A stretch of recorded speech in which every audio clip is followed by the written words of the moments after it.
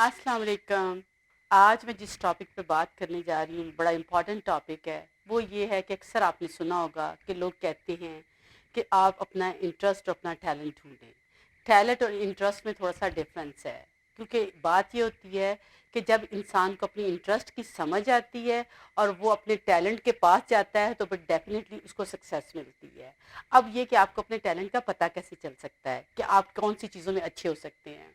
मुझे अभी तक याद है कि मैंने जब फर्स्ट मास्टर्स किया था, मुझे नहीं पता था उस वक़्त कि मैंने जेनेटिक्स पढ़ा।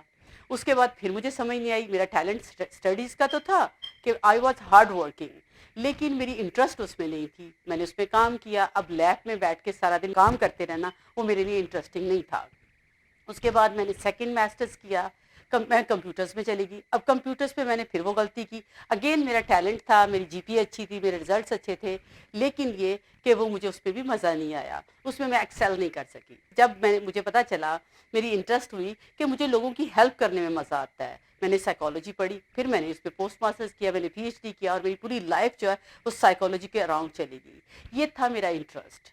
ये बहुत इंपॉर्टेंट होता है। जब आपको आपका इंटरेस्ट पता हो तो फिर आपको अपनी जॉब जो है वो जॉब नहीं लगती, आप इंजॉय करते हो। आपके लिए सुबह उठ के जाना, काम करना ऐसे लगता है जब आप अपनी किसी हॉबी पे जा रहे हो, अपनी किसी पसंदीदा चीज़ पे जा रहे हो। जब भी मैं काम करती हूँ अपने पेशेंट्स के साथ, पूरी डेडिकेशन के साथ और पूरे अपने पैशन के साथ करती हूँ। साइकोलॉजी जो है वो मेरा पैशन है। इसी तरह से जब मैंने अपने इंटरेस्ट को ढूंढा तो ये मेरा पैशन बन गया।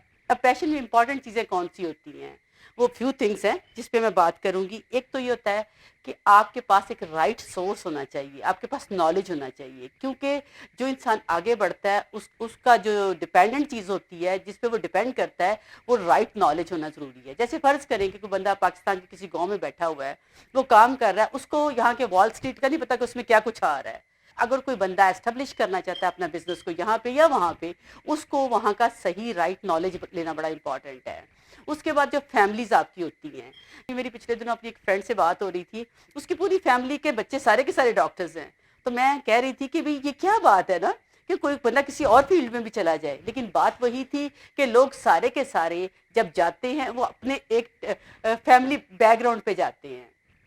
अच्छा, उसके बाद ये होता है कि आपका एक्सपीरियंस क्या है? आपने एक्सपीरियंस क्या किया लाइफ में? आपने आहिस्ता-आहिस्ता आप गाँव से निकले, शहर में आए, शहर में आपने देखा, बाकी अपने साथ के स्टूडेंट्स को देखा, वो आगे क्या कर रहे हैं, वो आगे कैसे बढ़ रहे हैं, तो आपने उनके साथ-साथ एक्सपीरियंस करते हुए आगे बढ़ते गए। इससे आपको अपनी इंटरेस्ट और आपके टैलेंट का पता चलता गया। टैलेंट और इंटरेस्ट तब तक नहीं मिलते जब तक आप 2-3 चीज़ों को कंट्रोल नहीं करते। सबसे पहले एटीट्यूड है। आपका एटीट्यूड ओपन माइंडेड होना चाहिए, ना कि ये आप सोचें कि मुझे हर चीज़ का नॉलेज है, मैं हर चीज़ को अंडरस्टैंड करती हूँ या करता हूँ। जिस दिन इंसान ने ये सोच लिया कि मुझे हर चीज़ का पता है, तो उसका नॉलेज का स्टॉप लग जाता है। सेकेंडली, अगर आपने देखा है कि आपने कोई चीज़ चूज़ कर ली है, आपका इंटरेस्ट बन गया है, तो आप डिटर्मिनेशन के साथ उसको करें। अब डिटर्मिनेशन में 2 चीज़ें आती हैं। एक होती है इंसान का एक्सटर्नल फैक्टर, एक होता है इंटरनल फैक्टर। इंटरनल फैक्टर क्या होता है कि आपके अंदर की मोटिवेशन होती है कि आप अपने आप को कितना मोटिवेट करते हैं उस चीज़ करने की, आप कितने हार्ड वर्किंग है, कितना उस चीज़ तक पहुँचना चाहते हैं। और एक्सटर्नल होती है लोग।